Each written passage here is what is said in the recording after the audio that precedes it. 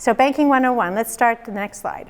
Okay, checking accounts. So a checking account is designed for quick, easy, and repeated transactions. This is the account you would use on a daily basis, thinking about withdrawals and Interac e-transfers or purchases, point-of-sale purchases at a store. So if you're buying a coffee or going to the store to buy a t-shirt, you would use your checking account.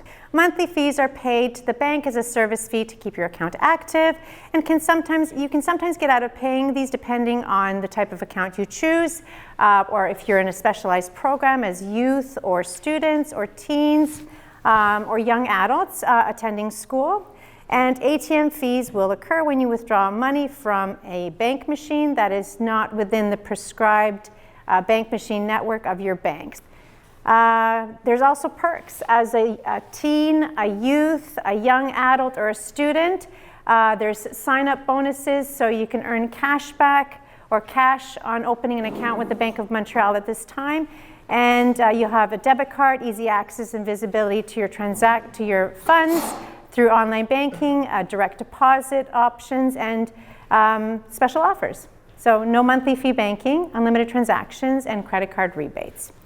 A savings account happens if you have a part-time job and you want to start saving for the future and you want to just make it easy, you would move your money into a savings account. And this could be for tuition, it could be for emergency, it could even be for something particular that you're saving for the future that you want to make sure that you have enough money to purchase outright instead of using any credit facilities. Credit cards. Credit cards allow you to use your specified credit limit per month to pay for goods and services that you don't wish to or can't use your debit card to pay for. The credit limit on your card is the maximum amount of money you are able to spend on your credit card without incurring an over-the-limit fee from your financial institutions. You will need to pay off your credit card balance using funds from your checking account or your savings account on a monthly basis. You can also choose how and when to pay off your credit card. You can pay a minimum payment versus a balance payment, or you can set up automatic payments for your minimum payments or your balance every month out of your checking or your savings accounts. But be careful, if you miss a credit card payment, the interest rate on your remaining balance might increase, meaning you will have to pay back more to the bank over time in interest, and it will take you longer to pay off your balance. And it is important to at least make your minimum monthly payment if you cannot pay off your entire balance. Lines of credits. If you plan on going to school, we do offer a student line of credit every bank offers a student line of credit and gives you access to a set amount of money you can borrow from as needed, and you're only charged interest on what you borrow. For example, if you have a $15,000 line of credit and only borrow $5,000, you're only charged interest on the $5,000. And you can use it for school-related expenses, tuition, books, everyday expenses like food, rent, or transportation. These are expenses that you would incur as a student. And student lines of credits are paid back, just paying the interest monthly, or if you wanted to pay down more, you'll pay less interest over the time.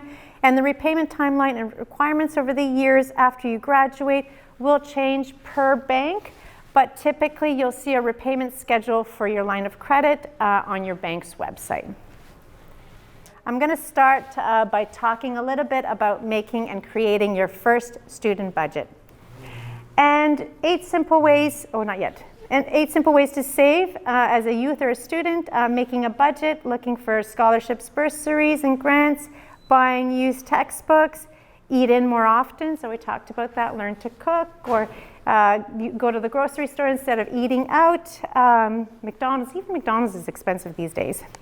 Exploring student discounts or teen discounts, youth discounts, and avoiding impulse purchases, or getting a second source of income like a part-time job, and leveraging some savings or investments accounts, which we will talk about in the next session, and considering other streams of income like part-time income per se. And making payments on time is one of the most important factors used to calculate your credit score. Using a credit card and paying it off on time every single month will help build a healthy payment history and a credit score. There's also a debt to credit ratio. When you're using a credit card to build your health credit, to help build your credit, it's important to not max out your card every month. Keep your utilization ratio at least 30%, so that means keeping your usage at 30% of your limit. And if you have trouble accomplishing this, just paying off your balance at least twice a month. So going in, paying it twice a month. And it's also important to start building your credit history early. And so most companies allow you to apply for your first credit card when you turn 18, which is the legal age of majority in Canada. And this way, when you start building off your credit history early, when you're in the market to buy a car or a house, you will have a long and healthy credit history for lenders to check.